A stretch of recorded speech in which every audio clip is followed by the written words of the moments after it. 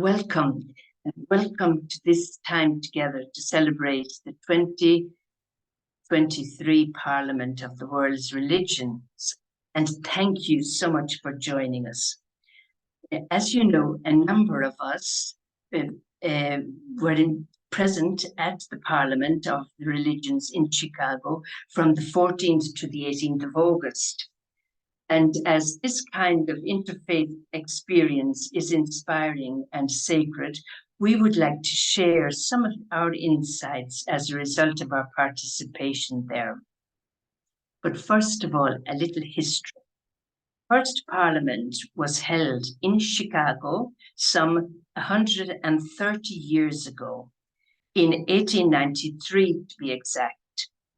Chicago is considered the birthplace of the modern interfaith movement. Now, this was a momentous occasion because it was the very first time that many religions came together from East and West. And that first interfaith meeting was such a new experience that the next Parliament was not held for 100 years. Until 100 years later. Seemingly, our human capacity to acknowledge, accept, and respect our differences had to mature. Well, since the Parliament was held again in Chicago in 1993, there have been other sessions which were held in Cape Town, Melbourne, Barcelona, Salt Lake City, Toronto, a virtual session in 2021, and this year's Parliament in Chicago. Now, the Parliament of World Religions gathers together religious and spiritual leaders and practitioners from more than 200 religions. It is not an official structure where leaders make decisions and policies that oblige any religion. No, it is not like that. Parliament is a gathering space which has become a big movement, really, where we recognize and respect the uniqueness of our own spiritual tradition, as well as the traditions of our neighbors, and at the same time work together to address the world's biggest problems. Now, those of us who attended are delighted to share different aspects of our experience with you. It was a sacred experience, and something like this is impossible to explain or repeat. However, it may help us if, before we begin, we take a little time to center ourselves.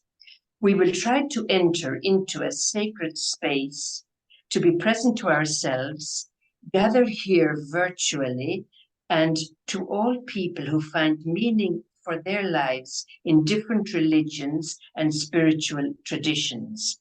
Now, we will have an image before us in these moments of silence. So could our support person put on the image, please? Thank you very much.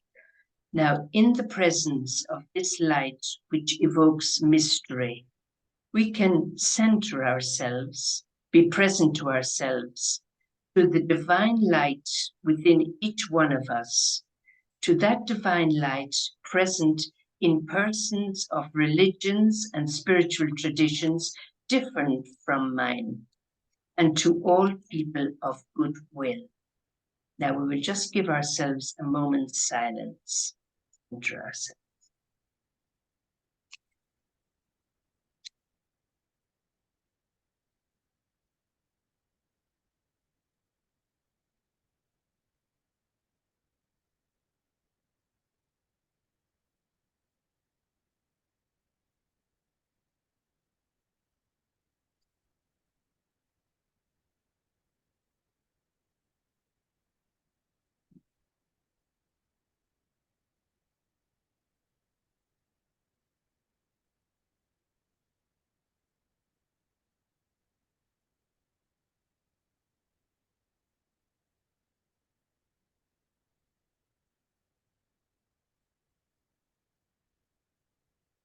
Thank you very much.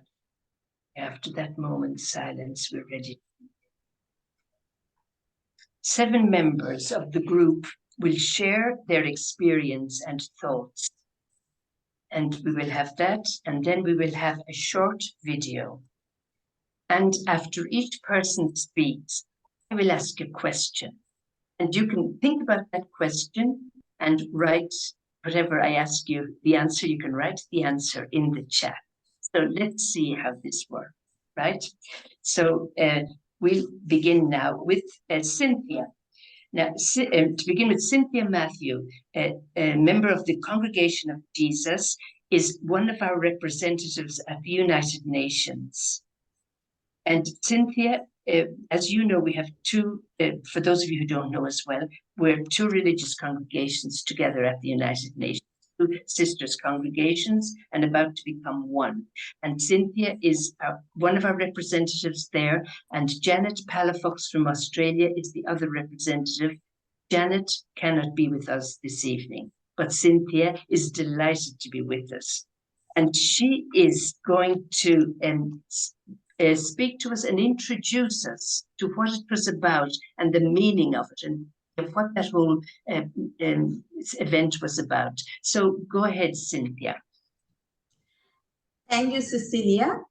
As Cecilia has already mentioned, last month, the Parliament of World Religions returned to Chicago, the birthplace of the modern interfaith movement, after 30 years away, to celebrate 130 years of history. The Parliament of the World's Religions was created 130 years ago to cultivate harmony among the world's religious and spiritual communities and foster their engagement with the world and its guiding institutions. In order to achieve a just, peaceful, and sustainable world, the Parliament invited individuals and communities who are equally invested in attaining this goal. According to the organizers, over 7,000 people from 95 countries belonging to over 200 diverse religious, indigenous, and secular beliefs gathered for the Parliament. The theme of this year's Parliament was a call to conscience, defending freedom and human rights. As I talk to you about the theme, a call to conscience, defending human rights and freedoms, I am reminded of the words from the Bible, the Acts of the Apostles, chapter 24, verse 16, that says, "Therefore, I always do my best to have a clear conscience before God and people." Conscience gives you the ability to evaluate your own thoughts and desires, to discern what is right and wrong, and to distinguish between what is good and what is best. This Bible verse gives us the insight into the types of conscience the human beings possess: the true conscience, the false conscience, and the lax conscience. If one possesses true conscience, she or he treats everyone with respect and dignity.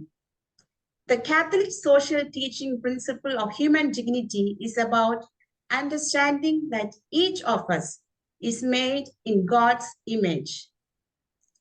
Every person has an innate human dignity no one can take away. Human dignity is given freely to all human beings.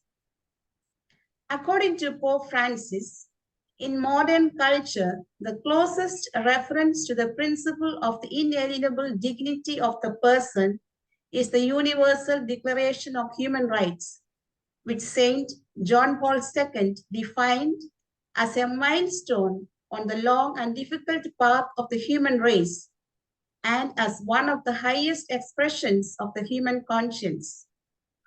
In 2018, Pope Francis gave a speech in honor of the 70th anniversary of the Universal Declaration of Human Rights, in which he stated, "From a Christian perspective, there is a significant relation between gospel message and the recognition of human rights in the spirit of those who drafted the Universal Declaration of Human Rights. In his encyclical Laudato Si, number 157, he speaks about respect for the human person and the duty of the society as a whole and the state in particular to defend and promote the common good. We see today all over the world a deterioration and even a negation of human rights and freedoms. The dreadful incidents that occur in various parts of our world is a clear sign that people have lost their true conscience. Sadly, we see growing xenophobia, exclusivism, and religious intolerance. Where is our true conscience?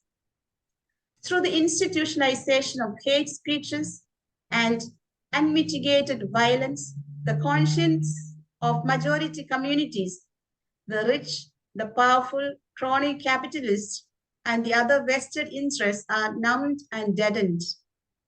People all over the world need to wake up now. Let us pay attention to the wake-up calls and work towards a more humane, just, and peaceful world. Thank you. Thank you, Cynthia. We are called to wake up now. So with that in mind, and after listening what Cynthia has shared with us, just think, what words do I remember? Words from what Cynthia has said. Think of them. If you like to write some in the chat, do so. We'll give ourselves 30 seconds for this.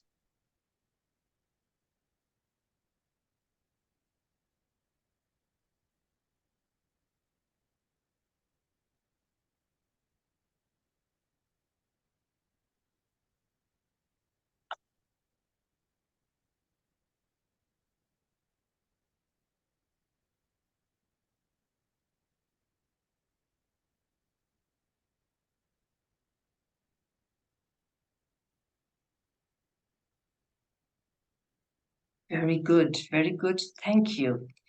Now we'll move next to Jean O'Brien. Jean is from the United States. She's a member of the IBVM community. Jean is a spiritual director, and she has done outstanding work on human trafficking for over 22 years, especially in advocacy and educating groups from 7-year-olds, from children of 7 to 70. So as well as that, Jean has recently received an award for her amazing work over these years. So Jean asked herself, why did 7,000 people come to the Parliament? And she's going to answer that for us now. Go ahead, Jean. Anyhow, why did 7,000 people come? Can you hear me? Yes. Perfect. Okay, why did 7,000 people come to the Parliament? It was really an invitation to people across the globe. People came from 95 different countries. They came from various religious beliefs as well. 11 religious traditions were speaking there that day or that week, let's put it that way. Diversity and inclusion were expressed at every level. Spiritualities, various languages, attire, foods, rituals, music, and ethical convictions were spoken. Being with this cadre of people, various sights and other sounds that we haven't heard, certainly changes one's narrow perspective of our world today. Ebal Patel from Interfaith America summed up the work of this Parliament in these words, and I quote, "The Parliament gives a profound gift to the world, demonstrating faith as a source of inspiration, not denomination, and a bridge of cooperation, not a barrier of division." The conference mandate was a call to conscience, as well as a call to confront the growing authoritarianism throughout the world. These calls were chief objectives for the week, which you will hear about. The global interfaith groups sought an understanding of one another, as well as being groups called to action, to care, to respect, and to have compassion.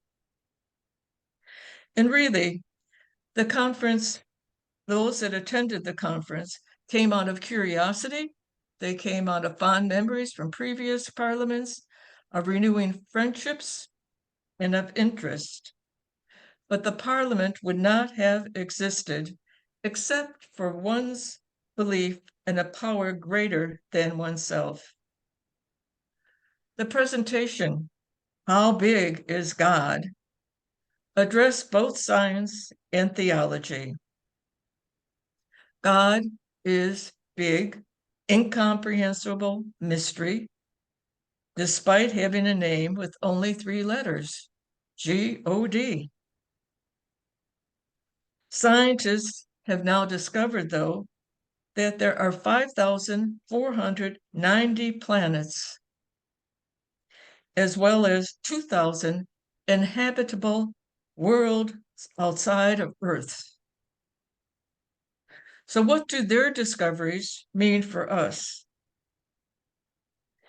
Having scientists and theologians working together is awakening us to a new consciousness of the universe, of our God.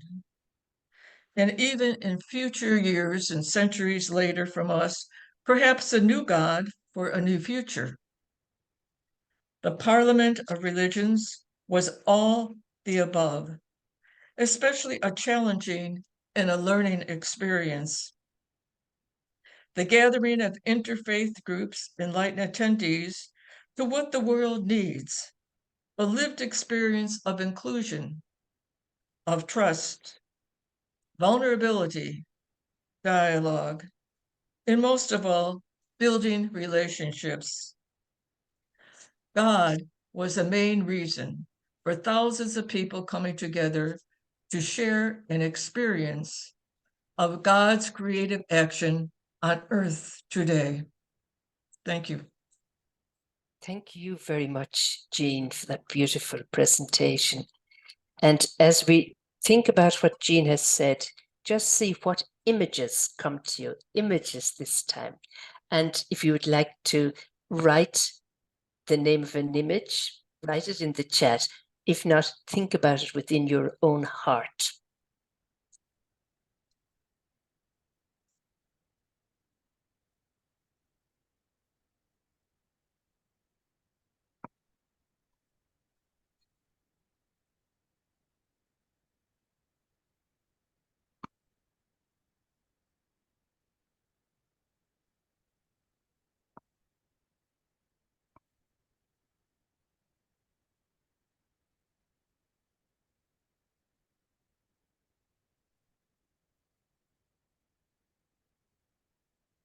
Beautiful. We'll move on now. And next on the line is Kathy Murtha.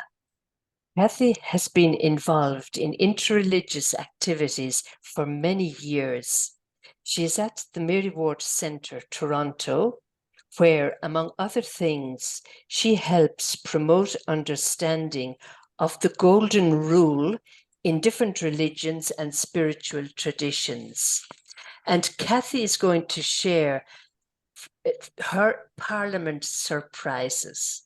Parliament surprises. Go ahead, Kathy. Greetings from Canada. The Parliament of World Religions in Chicago was my fourth Parliament experience, and you never know what's going to hit you. In Chicago, I encountered the power, the wisdom, and the joy of the African American Church, which was wonderfully foreshadowed by meeting this African priestess on the plane. Once I got to my destination, I was exposed to the descendants of the great 20th century migration, which saw the exodus of 6 million African Americans from the south to the north of the United States. And these were people who courageously took a leap of faith and journeyed north in the name of freedom, dignity, and a better life. They arrived invited for their labor, but not welcomed. They were forced to eke out a living in what can be called refugee camps in their very own country. Isabel Wilkinson notes that these people did not dream the American dream, they willed it into being by their very actions. By their own agency, they were able to do what no power or president could: make the Emancipation Proclamation live up to its name in their own individual lives in the degree that they could.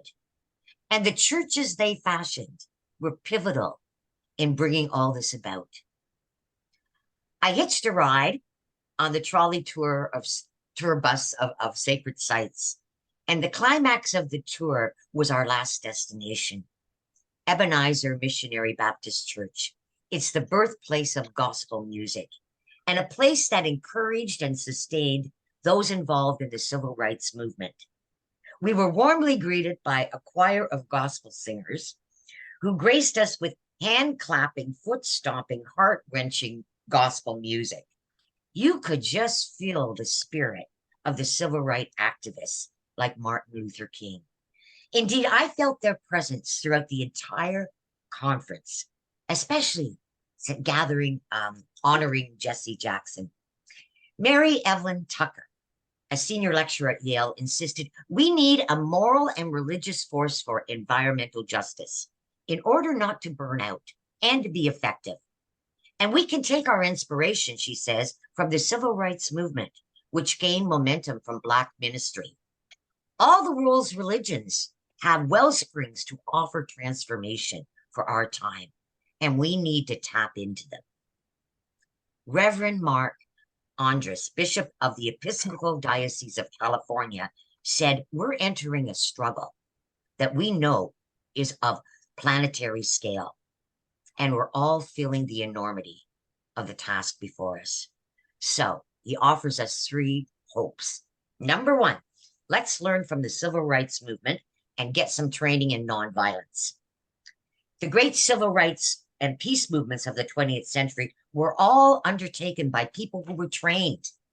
Rosa Parks did not simply was tired at the end of the day and sat down on the bus and refused to give up her seat. She spent months in intense nonviolent training. It was all carefully planned. To think otherwise will court failure. Like them, we must evolve our own methods of nonviolent actions that suit our struggles.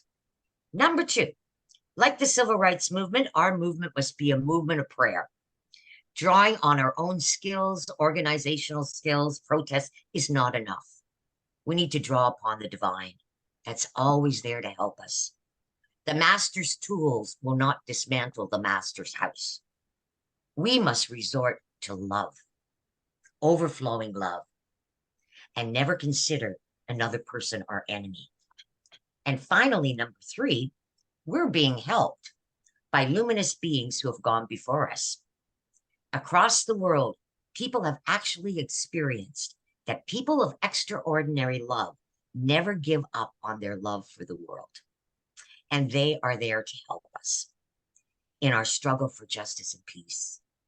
Bishop Andrews shared a few touching examples of activists who felt the love and encouragement of Martin Luther King in times of despair.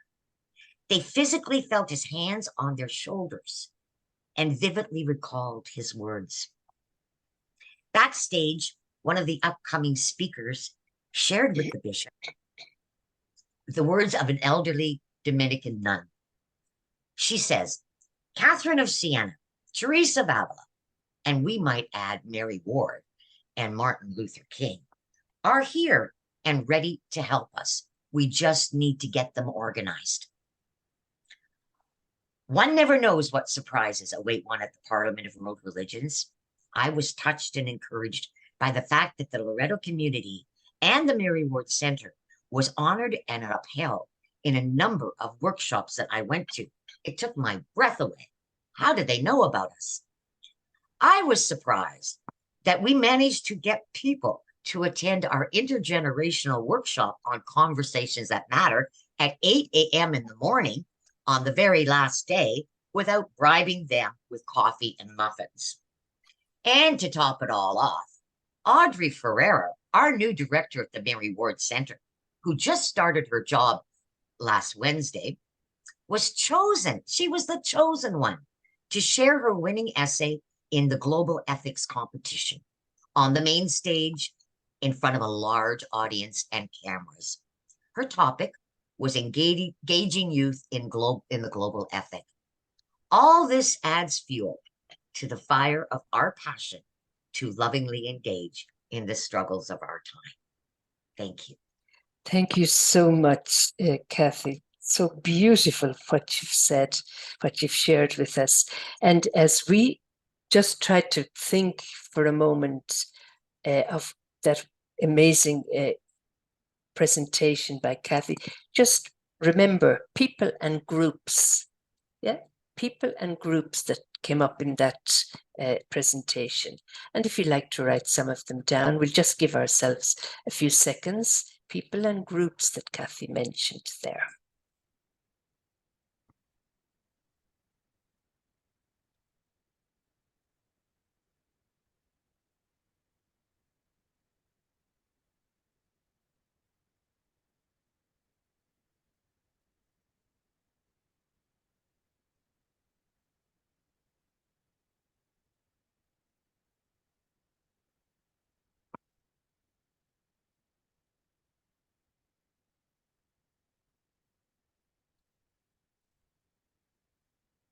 Very beautiful. We'll move on now. We're going to have a video of the cosmic mass, and I'm just getting a message in here that we need to speak slower when we're presenting. So just remind ourselves, speak slower. Okay. Now, the cosmic mass in this video was prepared by Sarah Rudolph. Sarah is an IBVM sister from Canada at the Mary Ward Center, but she's now in Kenya and cannot be with us today. Now, the cosmic mass, it has developed over years from the original Mass on the World by Teilhard de Chardin. And Sarah wanted to share this experience, which she found fascinating. So if you put on the video there, the interpreters have the texts, and let's hope it's slow enough. Okay, go ahead there. I don't see the, yeah, there, good. So much worship in the West, I think, is dead, boring. That's why people vote with their feet. They're not there because they don't find it transformative. We can do much better. There's a specific structure and flow to the cosmic mass. It's really based on the four paths of creation spirituality. Our first experience of the mystical is our awe and our wonder and our praise, therefore. So the beginning of the mass is that we have a big praise dance. Next is what we call the via negativa, or the grieving together. And of course, our species has a lot to grieve today with what we've done to the planet and what we're doing to one another. And we all carry wounds. So it's very important that we grieve together. Then we do come out of the grief with a cleansing, a purification of our soul. That is a sharing of food in a sacred context.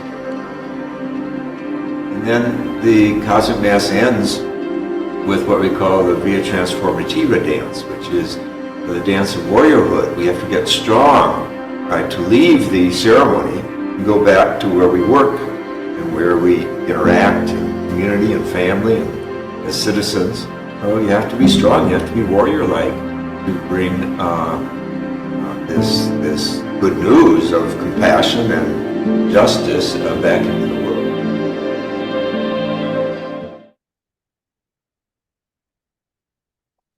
Yes, thanks very much to Sarah for preparing that for us, and it's too bad she cannot be with us today.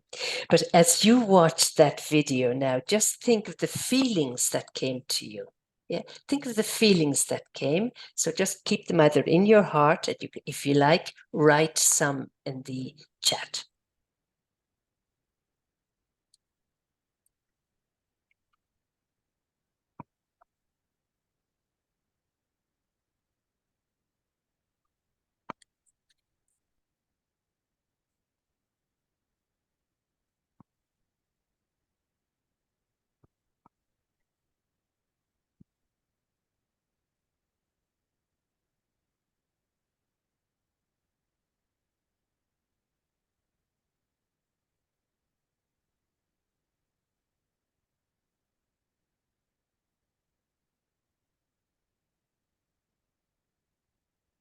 and beautiful feelings coming in there in the chat. So thank you all very much for that.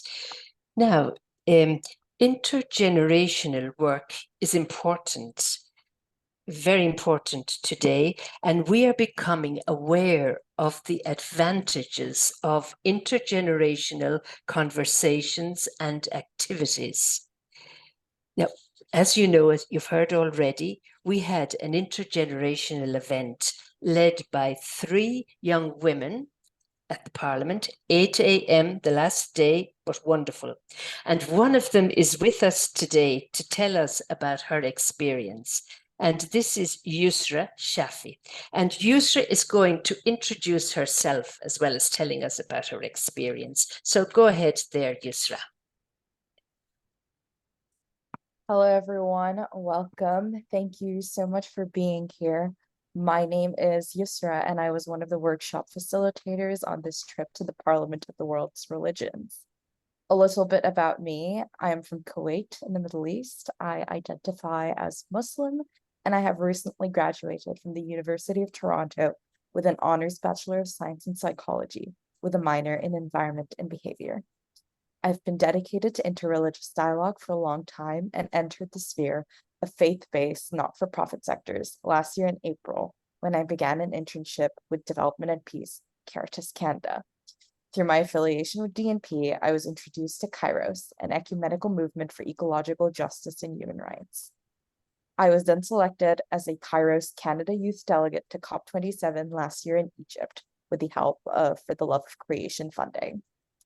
I had a chance to fully immerse myself in the fields of climate justice, environmental sustainability, and human rights. Right by my side were the Loretta sisters at the Mary Ward Center, who have graciously supported me in every step of the way.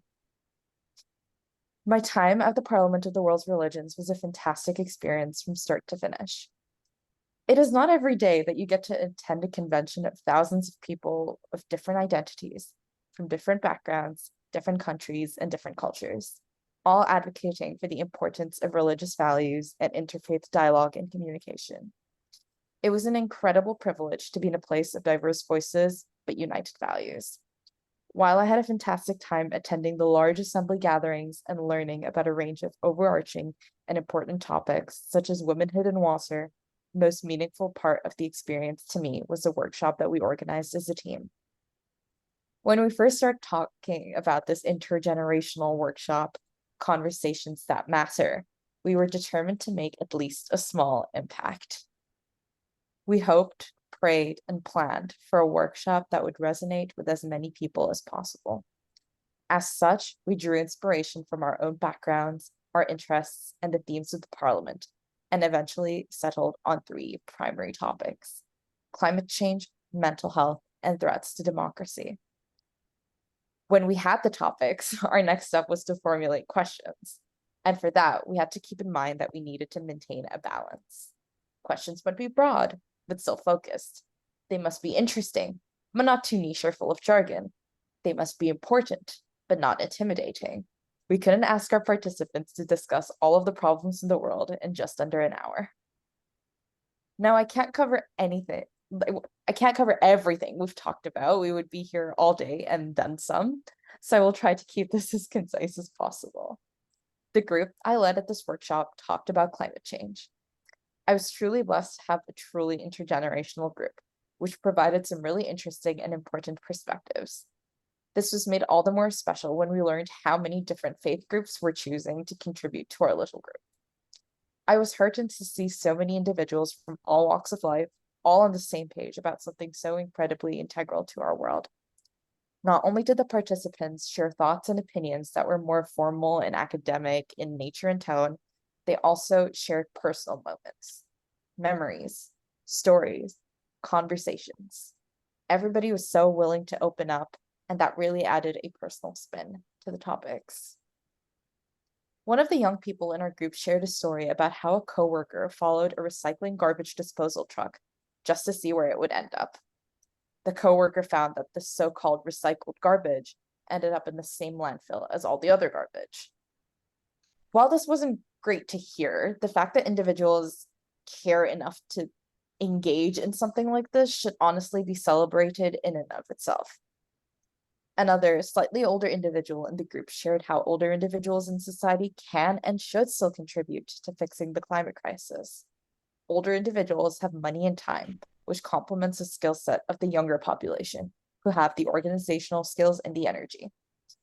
This made so much sense, and this unique perspective was just one of many.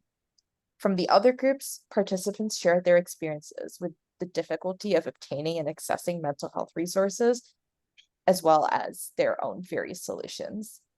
When it came to threats to democracy, participants once again stressed the importance of interfaith dialogue and interfaith gatherings, as faith groups have a unique place in society to leverage relationships, unity, and conducive values.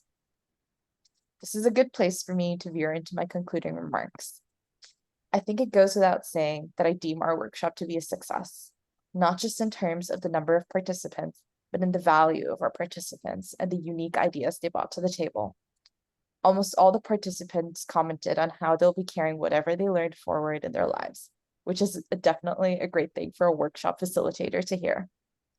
Most importantly, it's important to highlight that while our participants were enriched by the workshop, we were enriched by our participants. To me, this wasn't just a conversation.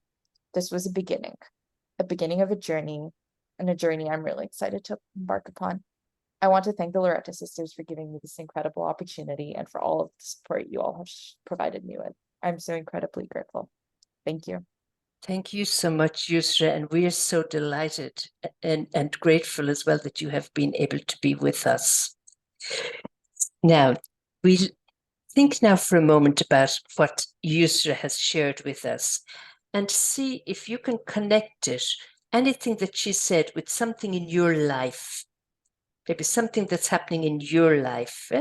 Just think about that for a minute. Now, she said a whole lot there, very, very beautiful and different thoughts. So just see what you can connect with your life. And then again, if you like to share, do so on the chat.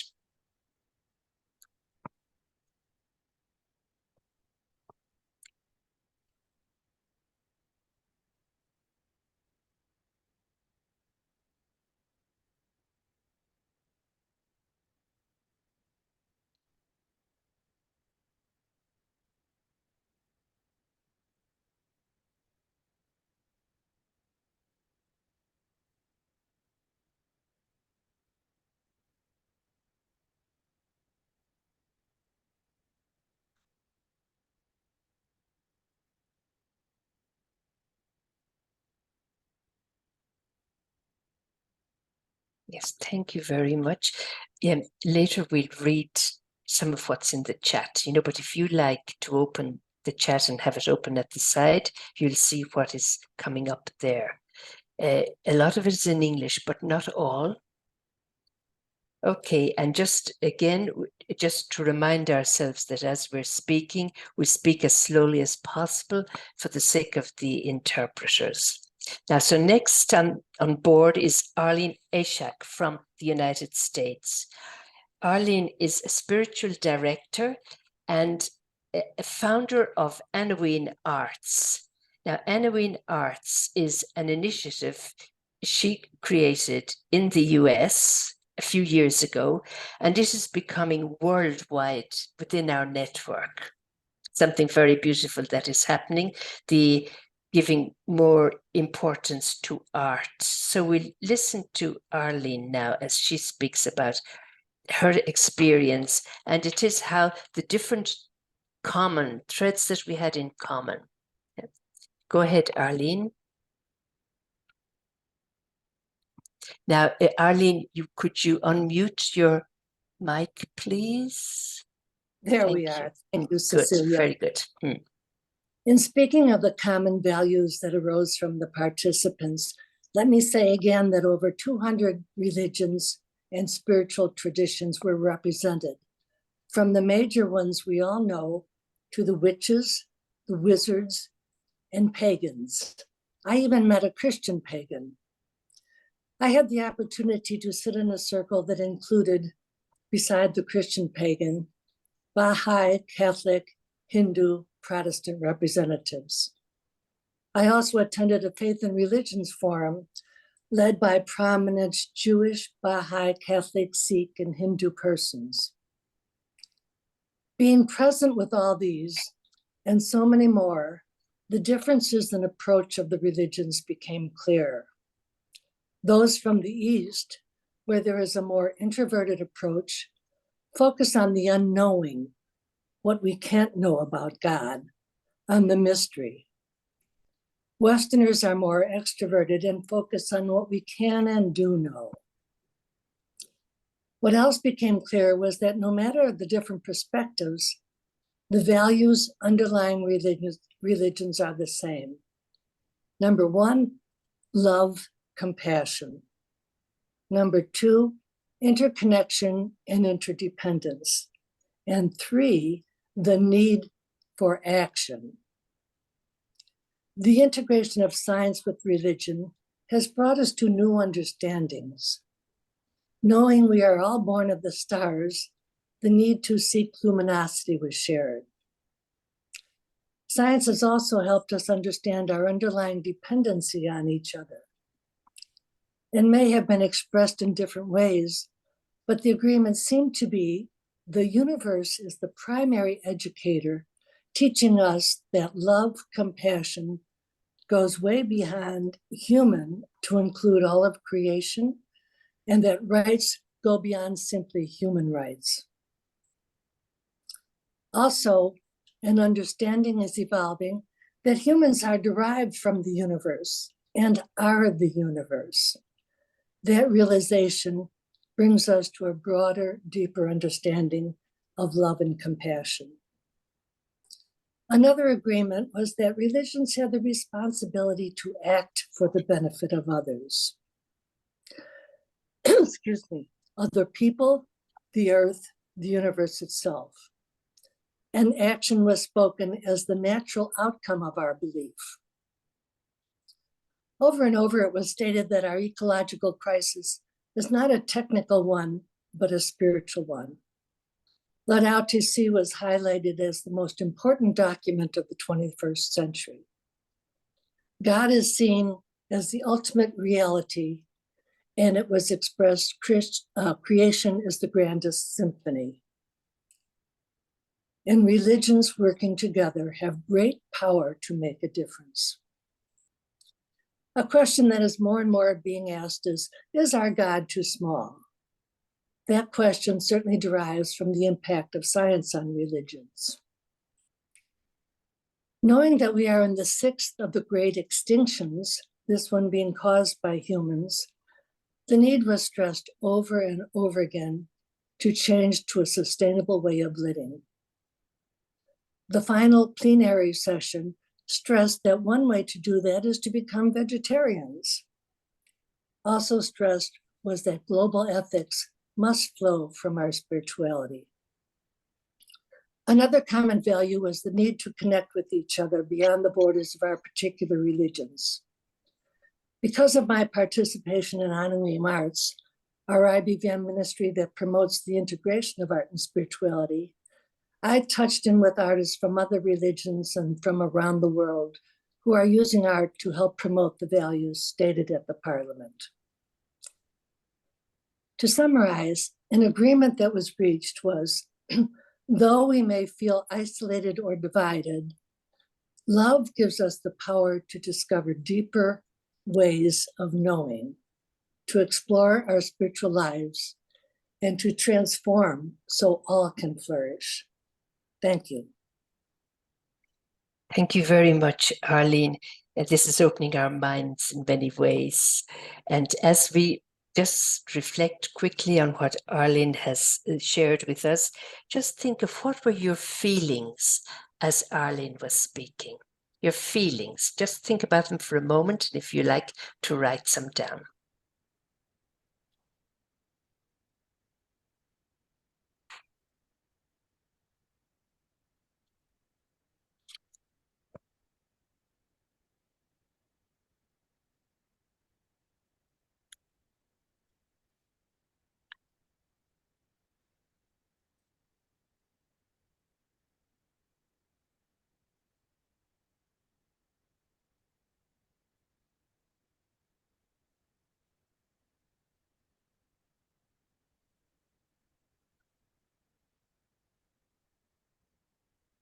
Beautiful.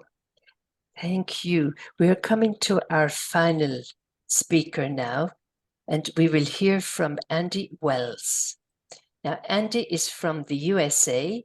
He is not a member of the IBVM, but he is the chairperson of the Justice, Peace, Integrity of Creation Committee for IBVM, Loreto, United States. And Andy will speak on climate, this very concerning aspect of our world, and at the Parliament. So go ahead, Andy. Thank you.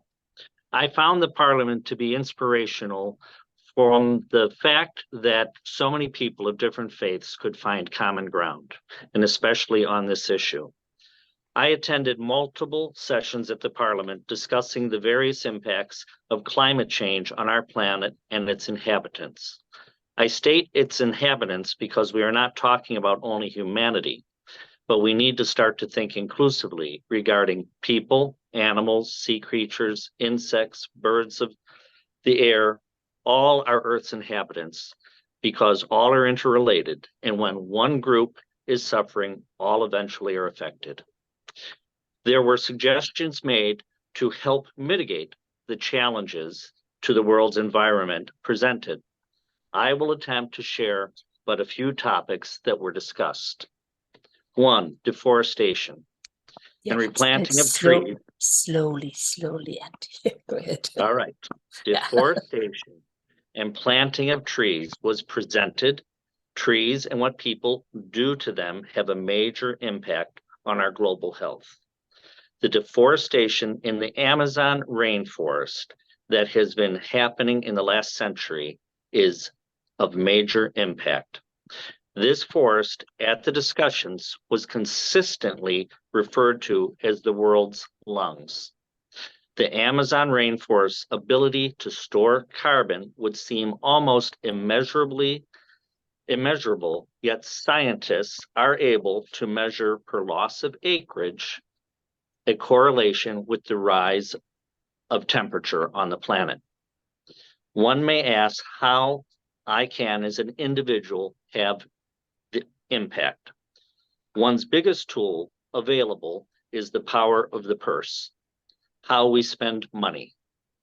Become aware of where items you purchase are sourced from, be it food, energy, furniture, etc.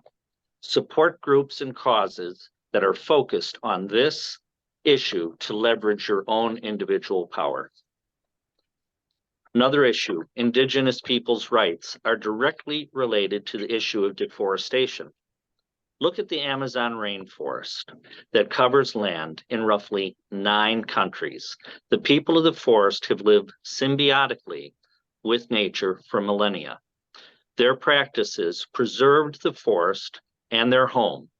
Today, their home is under extreme pressure. Individual countries' governments' laws that allow opening up areas of the forest for extractive industries have a direct effect on the indigenous people, their homes, and our health globally, with the loss of the forest, or another view, damage to our global lungs. The food we eat, where it is grown, how it is transported, and finally, what we do with it are all powers we exert through the choices we make. Try to, as much as possible, eat from food sourced locally or as close to one's proximity on the planet as possible. Be aware of meat products and if they are sourced from countries in the Amazon region, from former forests. Do we really need to eat the most exotic fruit or vegetable that has been shipped across the world, using fossil fuels to bring it to our table? It was emphasized to support local food production, eat seasonally as regards where you live, and think of food waste at every turn. Often, less is more than enough. We have choices in our own environment. We can tie directly into the global health of food production. Most of us are not farmers, but what we plant in our own spaces, individuals' properties, parks, and wider areas are all interrelated. Being aware of invasive species is primary. Many ornamental plantings that we have become accustomed to are invasive. Why does that matter? I listened to but one example of the Bradford pear tree, an ornamental flowering tree. It is beautiful to look at, but most of our local insects will not call it home. Insects in your area are the major food source for birds. Without food, they will be absent. We have a direct effect on pollinating insects by what we plant. Local pollinators look for assortment of native plants. We need a robust assortment of native species in our individual areas to support the pollinators that are integral to local and wider food production. A green space planted with only beautiful ornamental flowering plants was described as a food desert for both birds, insects, and especially pollinators that are vital for food production. A percentage of 35 to 40% of native plant species was urged at a minimum threshold. Work in your own surroundings first and support movements and causes that have similar goals. Extractive industries, such as mining for raw materials, drilling for oil and natural gas, can have a devastating impact on our natural environment. Recycle, reuse, and repurposing of countless everyday items in our lives was urged for all to incorporate in their daily habits as an immediate impact we can individually make. These simple practices have a great impact on energy use, raw material consumption, and by reducing the need to mine and drill when we are continually stretching the usable life of items already manufactured, reduces our carbon footprint. That is our end goal in fighting climate change. Energy use and transportation were discussed at different sessions. In all that we do, one should consider the amount of energy that is being consumed. Is there any way we personally can economize our energy consumption? In our own homes, this may simply be by adjusting our expectations of ambient temperatures we are accustomed to. Cutting back on heating and air conditioning is a place to start. In societies that are automobile dependent, this could be as simple as cutting back on unnecessary trips. Organize your daily lives to get the most out of each time out. Carpooling is a great way of reducing fuel consumption. Consider mass transportation when feasible. These are but a few ideas stressed that collectively reduce our carbon footprint. Finally, much of what I heard and listened to, we know. Of the 6 or 7 topics I have listed, a pattern is evident of how all of these are interrelated. Younger people at the Parliament in these sessions covering climate issues were very concerned and driven to find solutions. I found the fact to be comforting. I felt their anxiety as they talked and presented. What I also heard was the countless ways we can individually act to combat climate change by altering some of our own personal behaviors. We are all in this struggle together. There are answers we have and solutions. The fight is one step at a time, and this gives me hope. Thank you. Thank you very much, Andy. And we've got lots of ideas there for how to help out with adapting to the climate crisis we have. So I would like you just to think about ideas that stand out for you from what Andy has shared there. Just think of an idea or a couple of ideas, and then if you like, write one in the chat or keep it for yourselves.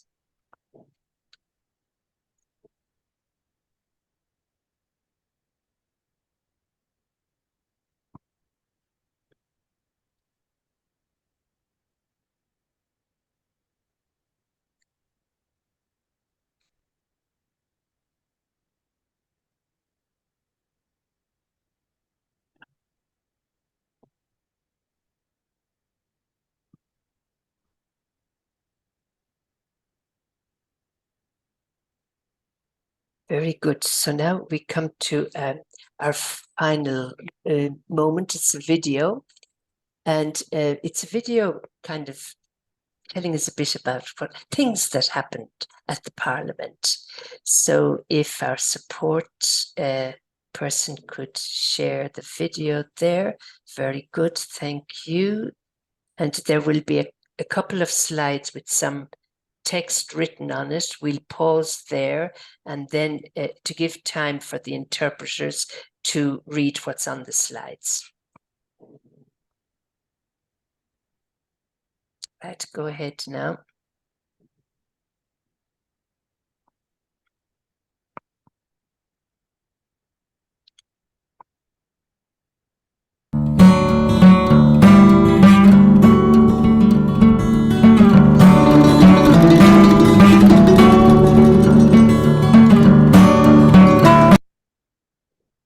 More than 7,000 people attended from more than 95 countries and from more than 210 religious traditions.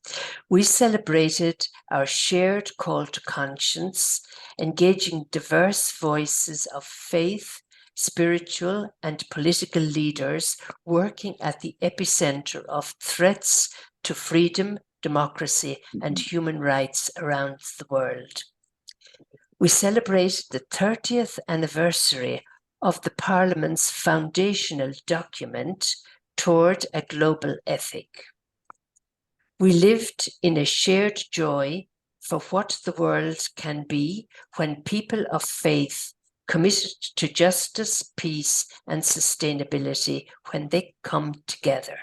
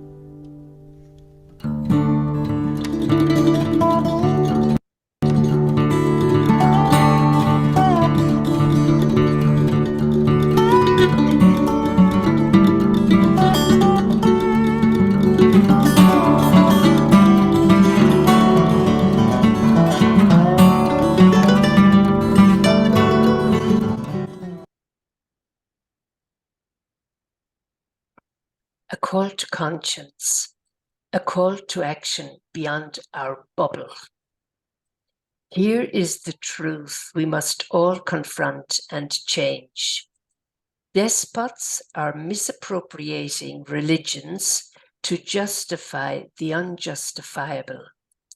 Tyrants proclaim themselves saviors, posturing with religious symbols and exploiting language to affirm their power.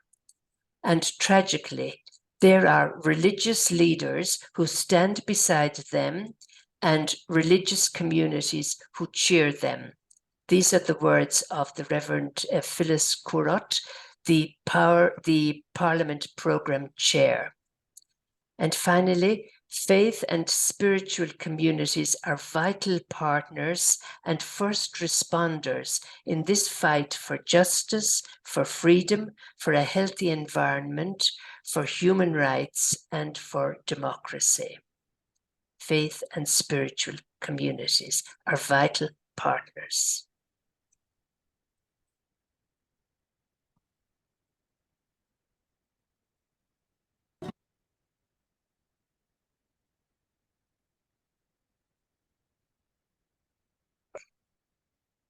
Right, so thanks to Sarah Rudolph, who prepared this video for us, gave us lots of little images there and of our experiences. So it's time to say goodbye and to say thank you. There will be recordings of this event, of this webinar, and they will be available very soon. But anyway, we are happy to have had this opportunity to share our thoughts and experience on the Parliament of World Religions with you. We heard different aspects of the Parliament. We heard about those who were there, what so many people who were there wanted to share with us. We who were the participants. We could spend hours discussing the different themes addressed in a variety of ways. But anyway, we've done what we can today, what's possible today. So a big thank you to our interpreters who are there in the background and I think had to interpret very quickly, very often. But Marion from the UK, who is English to German, Giovanna from Romania but living in Italy, who's English to Romanian, Isabel from Spain, did English to Spanish. Patricia, Romania, living in Italy, she did English to Italian. And Susanna from Hungary did English to Hungarian. So thank you all very much. All that work behind the scenes is just so important, and it can be very difficult as well. And thanks to the support staff, Rosa, our chief engineer, Macarena, support person, and Blanca, second support person. Thank you very much. And from those of us who organized this and shared with you, Arlene, Andy, Cynthia, Jean, Kathy, Sarah, Yusra, and myself, Cecilia, thank you for coming, to all of you. Thank you for taking time to be with us. And we will end now with an image, a beautiful image and a beautiful thought to send us on our way. It was used at the closing of the intergenerational event which Yusra spoke about. and it is by Clarissa Pincola Estes, and the document of the book is Letter to an Activist During Troubled Times, and it says, "Do not lose heart. We were made for these times. When a great ship is in harbour and moored, it is safe. There can be no doubt. But that is not what great ships are built for." I repeat that. When a great ship is in harbour and moored, it is safe. There can be no doubt. But that is not what great ships are built for. Thank you all very much.